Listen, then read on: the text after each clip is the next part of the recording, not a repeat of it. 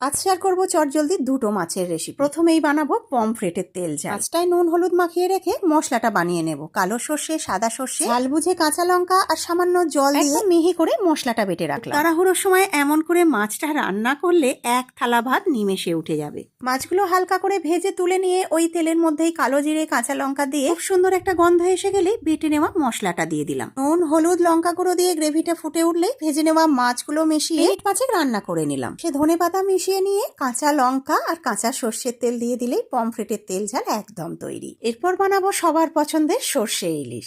মাছটাকে ভাজতে দিয়ে মশলাটা বানিয়ে নেব। কালো সর্ষে, সাদা সর্ষে, কাঁচা লঙ্কা আর পোস্ত দিয়ে মশলাটা বানিয়ে রাখলাম। ইলিশ মাছ খুব বেশি ভাজার একদমই দরকার নেই। মাছটা ভেজে তুলে ওই তেলের মধ্যেই কালো জিরে কাঁচা লঙ্কা দিয়ে মশলাটা দিয়ে দিলাম। মশলা ফুটে উঠলে ভেজে নেওয়া মাছ দিয়ে মিনিট পাঁচেক রান্না করে নিয়ে সবশেষে কাঁচা সর্ষের তেল আর কাঁচা লঙ্কা দিলেই তৈরি সবার পছন্দের সর্ষে ইলিশ।